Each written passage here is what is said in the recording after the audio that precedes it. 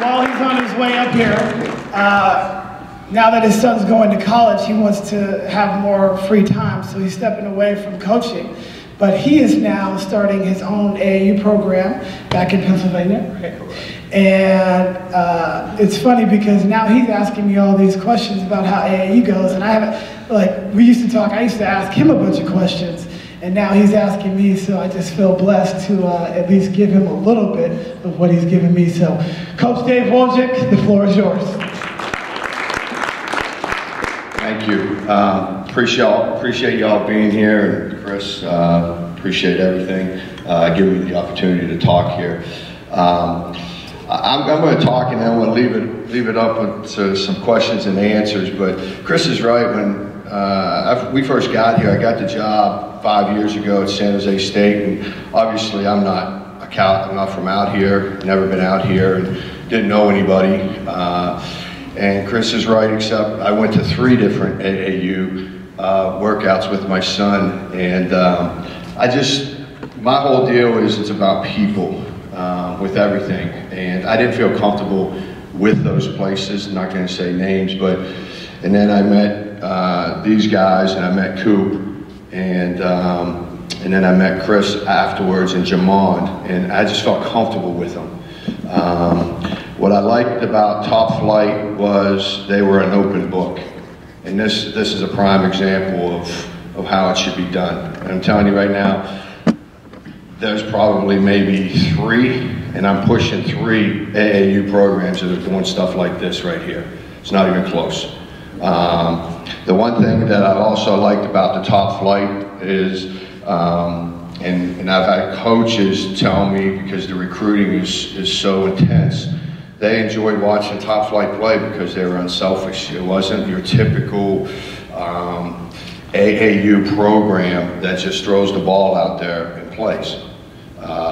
And that's what I'd say 97% of the AAU teams do.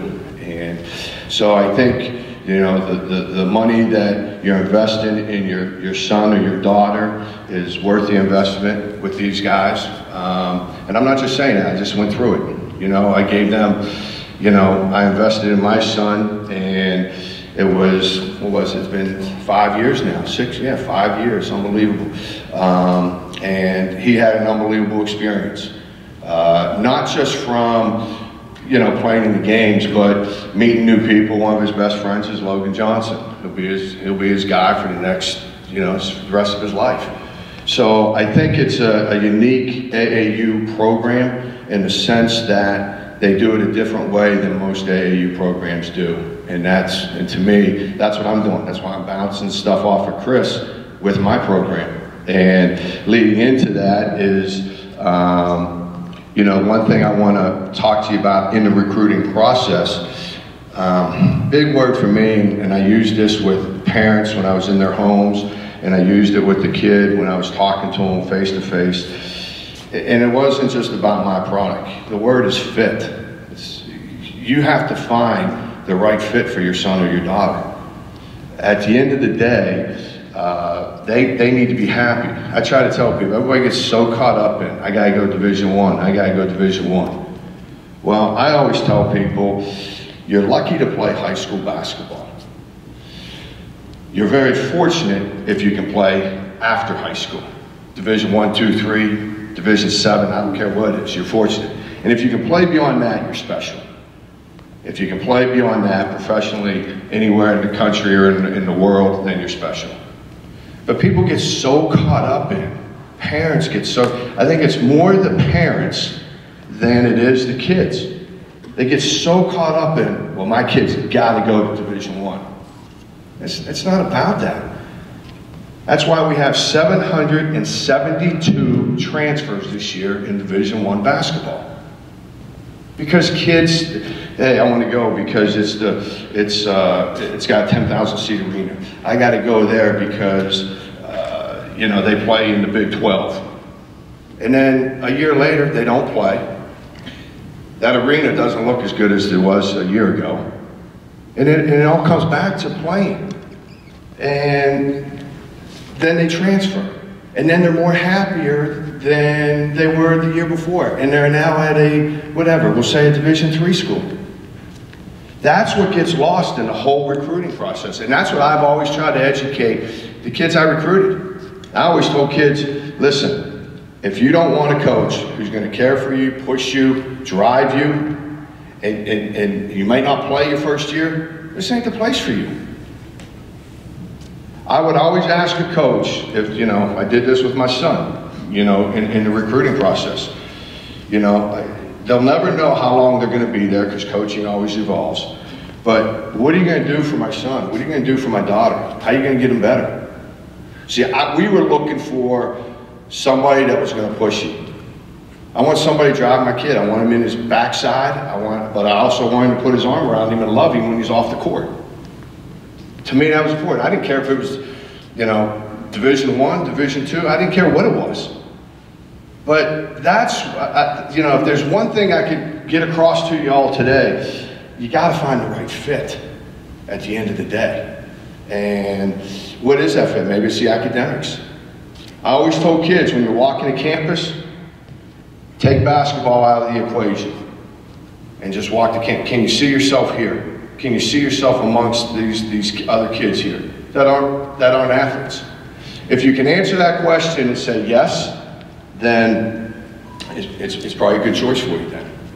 Because the basketball is going to be the biggest part of your life. It's 24/7 for you once you get to college. The other thing I want to share with you that I found out recently about about a month ago is this company. It's called the 4D Club, and somebody told me about it and said, "Well, you need to look at this 4D Club," and you can access it later at home or whatever. But it's this guy did an unbelievable job. He was about 6 foot. He played football. And when he was a high school senior, this is crazy now, when he was a high school senior, he researched every team in the country, Division I, II, and III, that had 6 foot wide receivers, and that played those 6 foot wide receivers. And then he figured out, make a long story short, he did through all of his legwork, he ended up at Cornell University and got a degree from Cornell and played football. Did it on his own. Did it all on his own. Fast forward, what is it, 10 years now ahead, he has used this to make the 4D Club. It's a phenomenal thing for parents. It gives you who they're recruiting. See, most of these places, Huddle, Scout.com, they give you these stars. They don't care about, all they care about is the top 150, top 200 kids. This is a forward thought process to where it lets you know how many kids or how many guards they got, what year are they, where they give you a state of the United States, a picture of the United States. This is where they're getting their kids from. Maybe you don't fit in there. Maybe you do. It's an unbelievable tool. I mean, I'm using it. I'm sharing it with my parents and my kids for them to look at and go at. Because now you control that. You control that as a parent. Okay. Well, I don't want to go. I don't want to go 200 miles away. Okay. Well, what's the schools in there in that 200-mile radius? I'm just using that as an example. Okay. Figure it out. Well, I want to go to a private school. Okay. How many private schools are there? This does all that. It's phenomenal. If you ever get a chance, look at it, go on it. It's a great, great tool for parents to figure out about their son or their daughter, what schools you might want to be thinking about. I'm telling you, I told Chris about it today. He didn't know about it, and it's a great tool. And if you need more information, I'm going to be around to talk, but I think that's something you should look into. The other thing I wanted to talk to you about was in the recruiting process. You know, I've seen it all too much. Don't put pressure on your kids.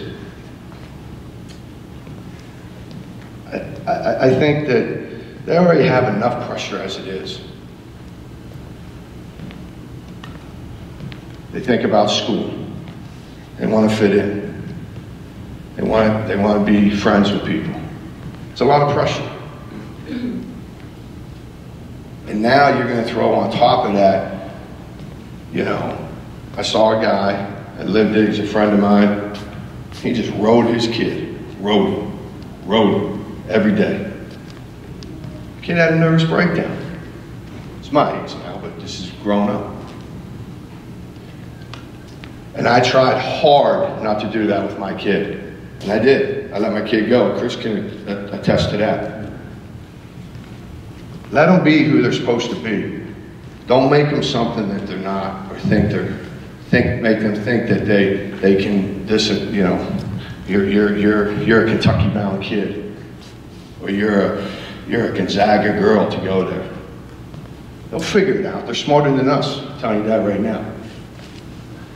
Don't put added pressure on your kid. Let the process, let it play out.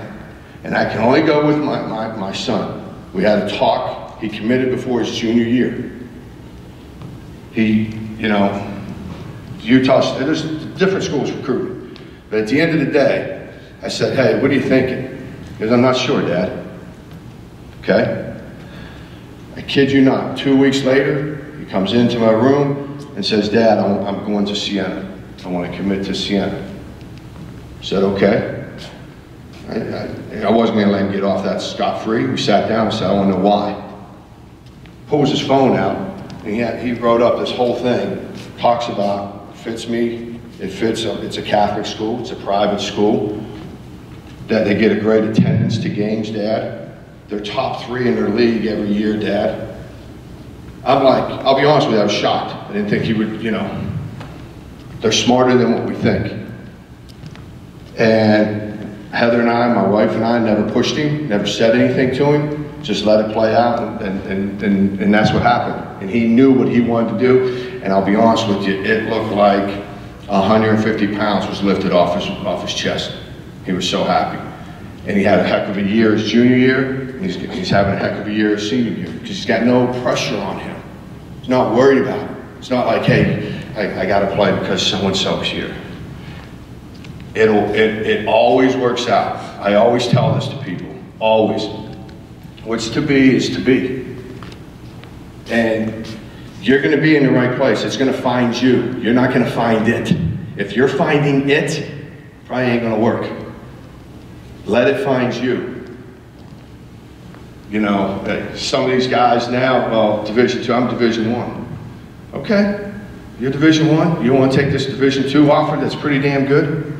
Nope, I'm going Division I. They wait till the spring signing period, they don't get anything. But you know what? That Division II guy, he went after somebody else and got him. So it's a hard thing, and what I'm basically telling you is, it's about people. And if you feel comfortable and somebody wants you, and somebody cares for you, and they're putting their time and effort and money into your son or your daughter, better take a hard look at it.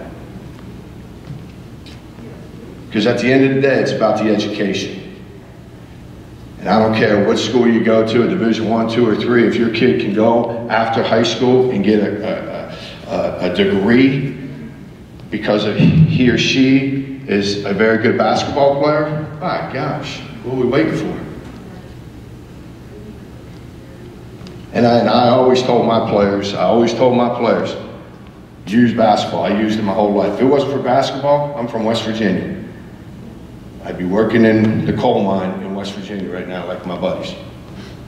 It's the truth. And they go drinking every Friday night. It's a hard life, man. But basketball, I used it. It's my whole life. I had a hell of a coach who passed away unexpectedly 10 years ago, Skip Prosser. That was my high school coach. I was fortunate, and he set a dream for a 5'9" white kid that could go play basketball at college. And worked my butt off and got to that point, and then down to the last 27 years of my adult life coaching. And I would say the same thing to you and to your son or your daughter. Take it, ride it, use it as long as it can, because it opens doors for you. Not just academically, but after life. You want to get a job, you want to be a lawyer, it's all about who you know. Parents know what I'm talking about, kids. So it's about the fit, and it's about people.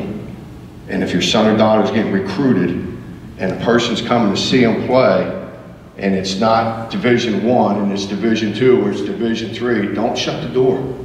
Do not shut the door. Open it up, see what you got, and then go from there. Your God will tell you, in my opinion. Any questions? I told Chris I could sit up here all day and talk now, so I like to talk. Are there any questions? Shoot them if you have any questions to me, honestly, about anything. Any questions? Don't be scared. Kids, got any questions? No questions. I got it. Okay. Over here? Yes. In the recruiting process, how involved do you think parents should be? The question was, in the recruiting process, how involved should the parents be? I think they should be involved a lot. I don't think, at the end of the day, I think it's got to be your choice. Because I always tell kids this, come August, September next year, and you're sitting in that dorm room, your mom, your dad, your aunt, your uncle, whoever you're close to, they're not going to be there with you. You listen to your parents, you listen to whoever's helping you in the recruiting process, you know, but at the end of the day, you got to make that call. You got to make, your gut's going to tell you, because nobody else is going to live it but you. So you have to feel good about it. Don't go there because of mom. Don't go there because of dad. Go there because you want to.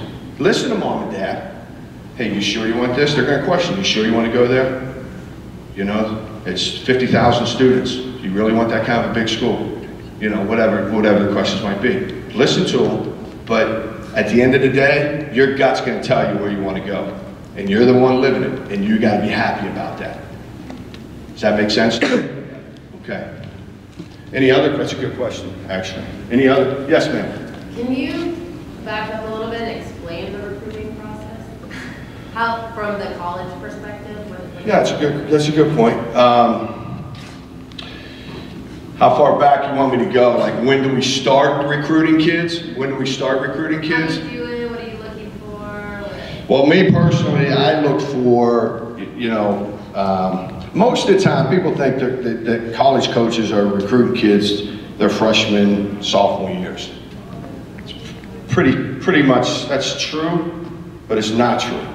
And what do I mean by that? The BCS schools, the big schools are recruiting those kids at that time. Those are like the top 150, top 200 kids. The majority of the schools, they're recruiting them their junior year, basically. Because a lot is happening at that time. And especially, I alluded to it earlier, we have so many transfers every year. As a college coach, I always felt like I was gonna have 2 scholarships every year. So what do I look for? I might be atypical than most guys, but I would go to games and I would see how the kid would interact with his players, with his teammates. I would look at when he come off the court, did he listen to his coach? This is the other big one for me. Where did he sit on the bench? That was big for me. I don't know why. If he went down to the end of the bench, it tells me he really doesn't give a shit. Excuse my French. But did he sit next to the coach? Did he sit up close to him? Was he into the game? Or was he worried about himself? Those are sort of things that that I look for off the court, you know, like, excuse me, on the court, but when he was coming off the court. I wanted to see how he talked to his teammates on the court. I think leadership's a big thing. We're all looking for it as coaches. There's different types of leaders. I really had a hard time with, like, I'm a really vocal. I was always a vocal leader. My son is not. Had a hard time with that. He leads, but he never gets too excited and never gets too low. It's a great quality. I can't, it drives me up a wall. I want to be, yeah, you know, I want to be blah, blah, blah. And that's when I said, let your kids be who they are. It took me a while to figure that out for me, and it was hard for me. So I think leadership's another big thing that we look for as coaches in the recruiting process. Whether it's vocal, whether it's he leads by example, or what have you. But most of the time, I think people get so caught up in You know, my son, that you were asking about the recruiting process, let them figure it out. They're going through 8th, 9th, 10th grade. They'll figure it out. By junior year, that's when you know people are recruiting you, in my opinion. That's, you know, you're basically, as a coach, you're recruiting 2 years out. The higher ups, they're looking at kids who are in 8th grade, 9th grade. I always looked at it, I didn't know if I had a job that long to look that far ahead, you know, so much can happen at that time. So, good question. Does that help you a little bit, or, okay. Any other questions? Yeah. How important is the high school your kid goes to? How important is the high school that your son goes to? I think that's pretty important. It's very similar to going to college. You know, I'll just use I can only go off of mine. When we came out, I knew nobody, didn't know anybody, didn't know any schools, didn't know what was going on. I just took a job as a head coach. I'm worried about my college team. But we researched, my wife really researched the schools academically, and that was our first priority, was with the academic side of things. Because at the end of the day, I always tell kids this. They don't see it, they don't know it, and they shouldn't, because all they're worried about is where they're going to be here in about an hour, you know. At the end of the day, you know, basketball's going to end. At age 30 nowadays, guys, kids that are in here, you're old. I hate to say that. For basketball, you're old at 30. And you're probably not playing at 30. So think about it. You're, whatever, 14 years old, you're playing from 14 to basically, hopefully, because you're fortunate if you get to go to college and play, you're playing from 14 to basically 22 years old, 8 years. And if you're special, like I said, you're playing after that, and that's only 8 more years, 22 to 30.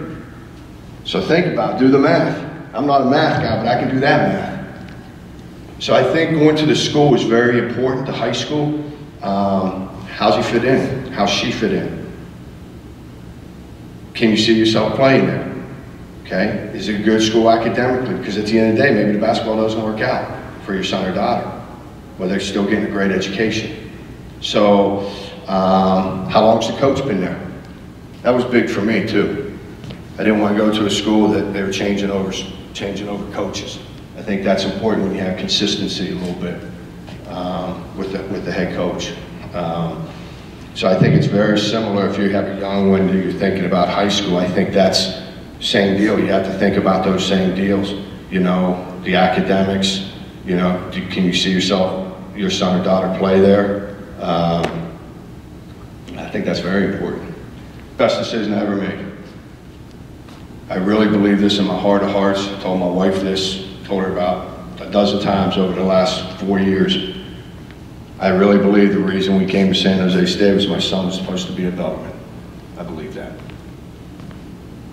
And I believe that his basketball took off. We were in Idaho.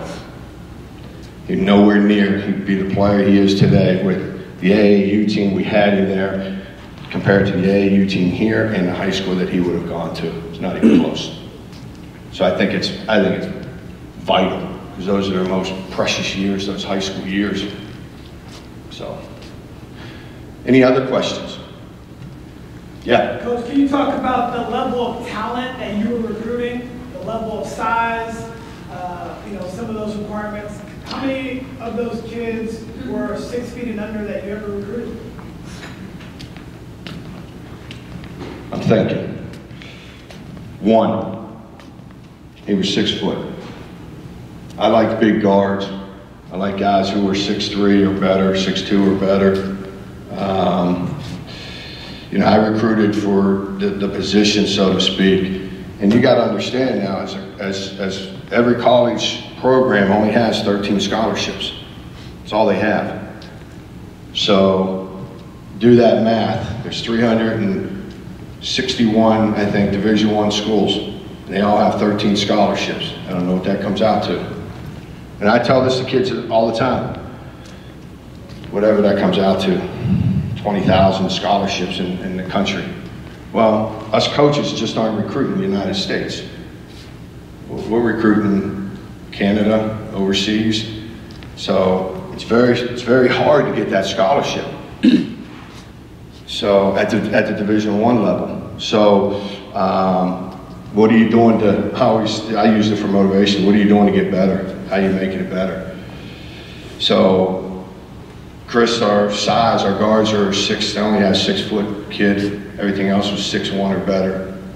Our big kids were 6'10", 6'11", and then my power forwards were between 6'6" and 6'9", and then my wings were basically 6'5", 6'6". So, but I never got caught up in that. I really didn't. I like big guards, but if a kid could play, he'd play. I mean, I was 5'9", so I looked at myself a lot. You know, someone took a chance on me, and so if a kid's good enough and he's only 5'8", he's good enough. Prime example, if you ever watched, I don't know if anybody watched the game yesterday, watch Trey Young. I know he's one of the top players coming out. Watch Trey Young from Oklahoma. In my opinion, best player in the country. Not even close. He's playing at a high level right now, but everybody talks about his numbers, and his numbers are terrific. They're terrific. But watch him play. Just knows how to play, handles the ball, shares the ball, talks to his teammates. I mean, he's just so unselfish. And I don't even think he's 6 foot. So, if you can play, you can play. That's how I looked at it all the time. Good question. Any other, somebody had their hand up back there. You already asked the question. What's that? You already asked the question, so. Okay, okay. Any other questions that you might have? Yeah. So, were you recruiting more from the AAU than the high school? It's a good question. Was I recruiting more from AAU or from the high school? More AAU, but I say that I wanted to see the kid with his high school team because it's totally different. A kid might play better. My son's a prime example. He's not going to be flashy. He's not going to be on the AAU scene. You're going to notice him unless you really watched him. And that never happens because coaches watch a half and then they take off.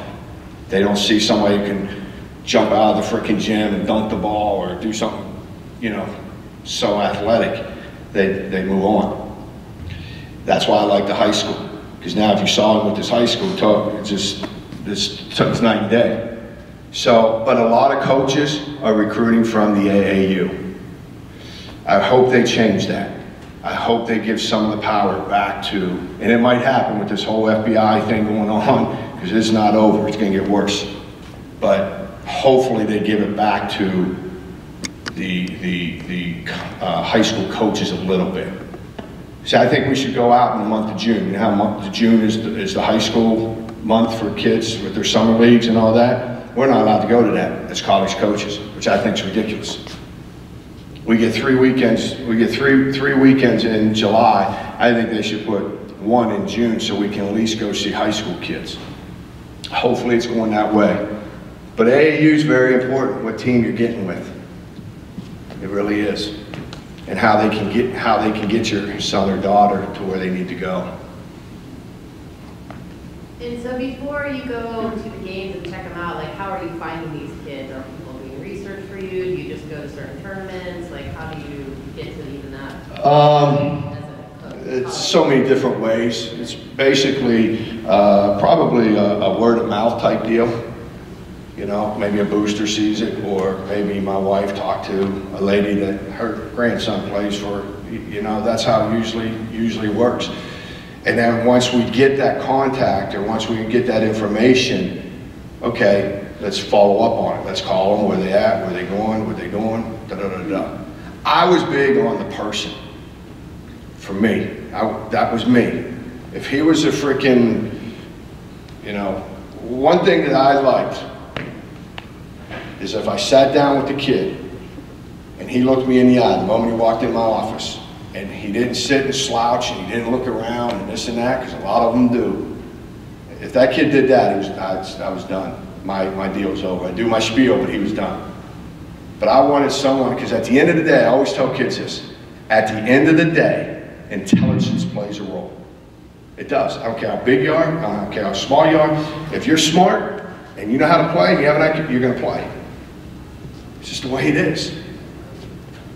I mean, as a coach, you go and you see this kid, he can run up and down. God dang, he's athletic.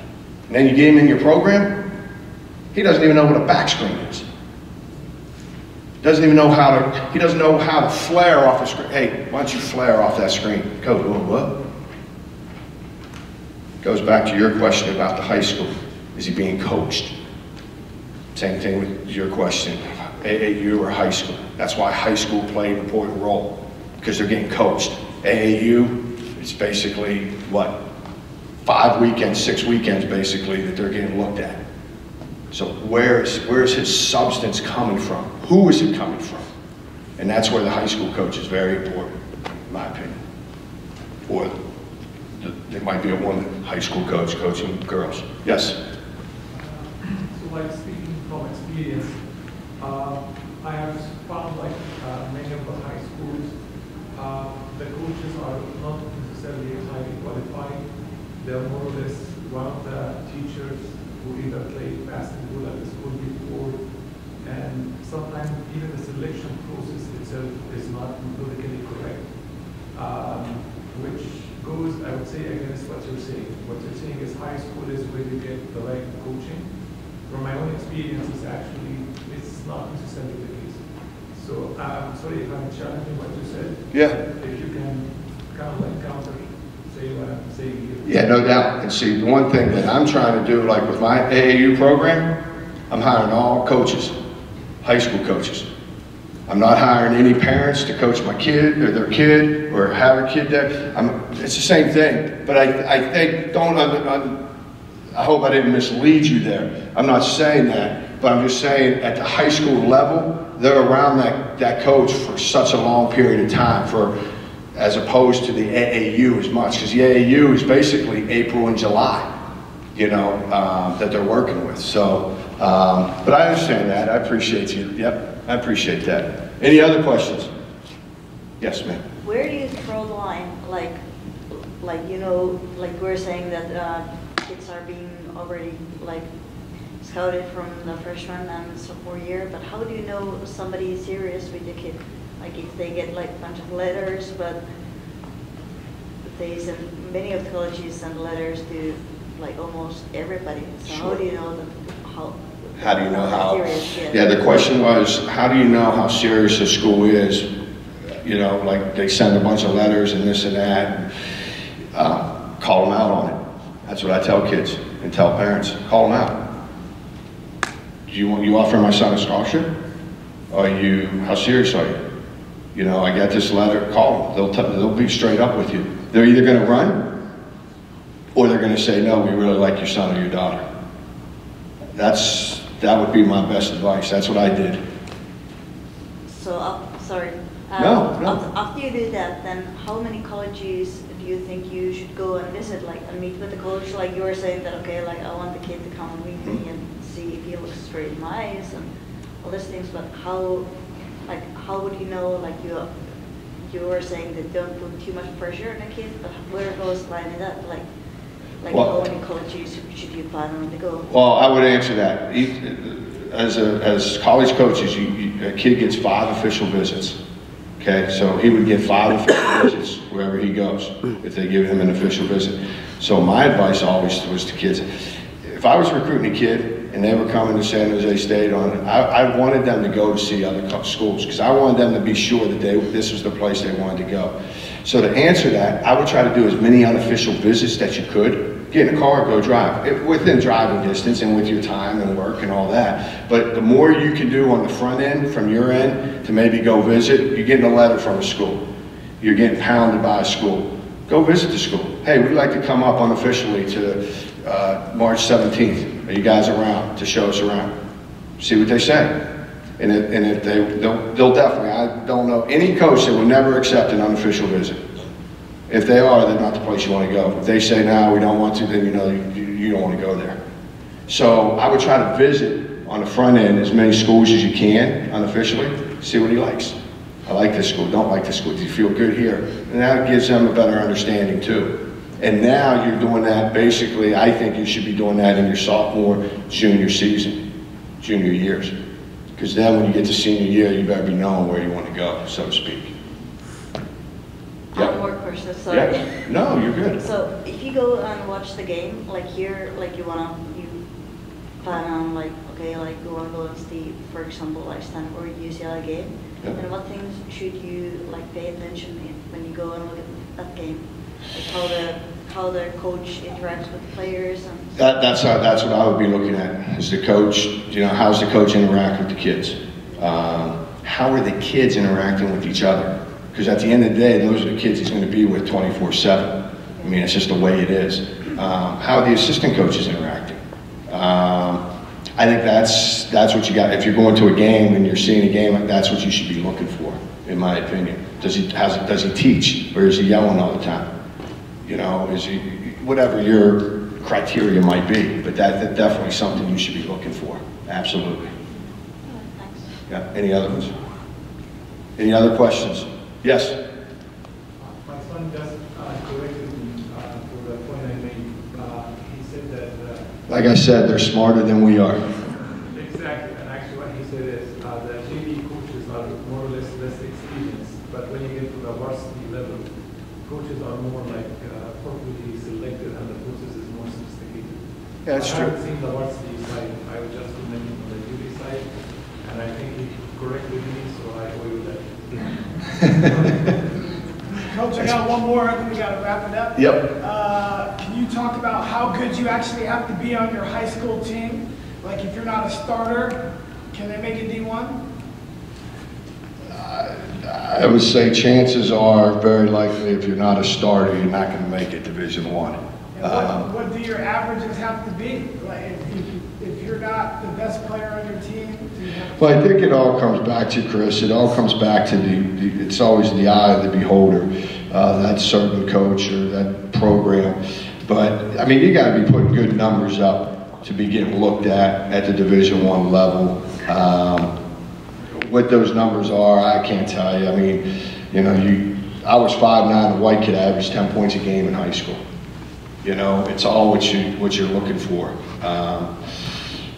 You know, the one thing I will say, it is about numbers. That's but when I say numbers, how efficient are you? This is what I try to tell my son growing up and even to today. How efficient are you? Are you scoring 15 points and you're playing 35 minutes? It's not very efficient.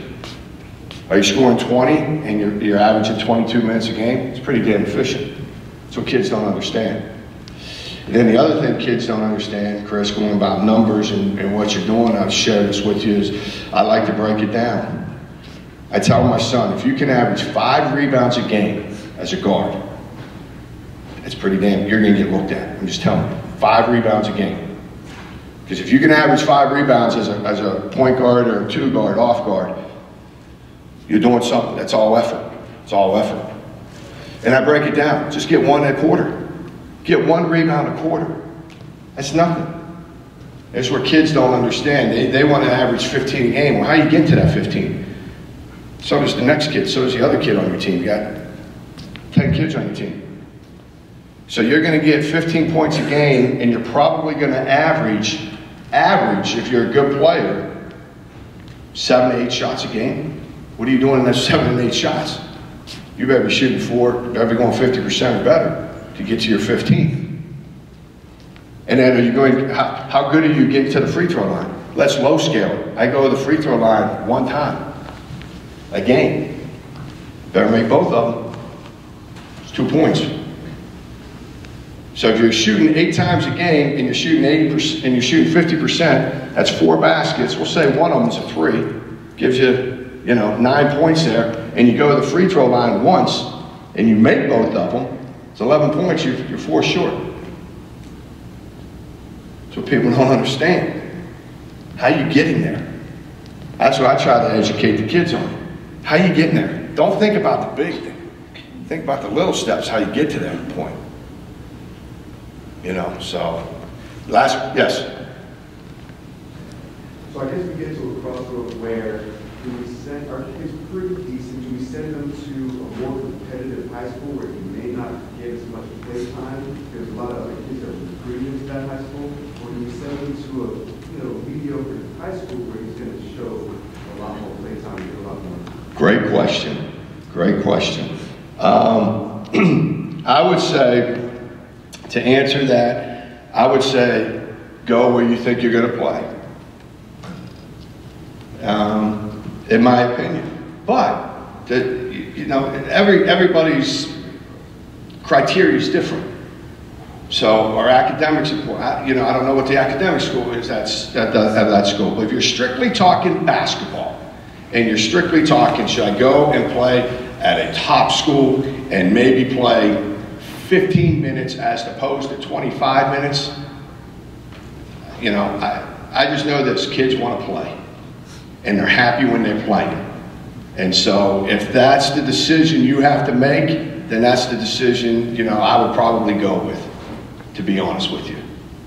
If you're strictly talking basketball, don't get me wrong here, I'm just talking basketball-wise. For us, it was more about the academics as well, and a high level. I want him to play at a high level. I think you only get better, though, to answer this, you only get better at playing against the best competition. That's what AAU is for, right? And that's what AAU is for, too. Absolutely. No doubt. No doubt. Yep. That's a good question. That's a tough one for parents. It's a hard one to answer. And that's, I've never had that asked to me, but I think that's how I would answer it right there. So anything else? I just want to say thank you for your time. I hope I helped. I'm going to stick around a little bit. If you want to just pull me aside, talk, yeah, no worries. Look up the 4D Club. It'll help you parents a lot and figure out a little bit of what you're thinking as far as schools go. Okay? And enjoy your AAU experience. And thank you for your time. Appreciate it. Thank you.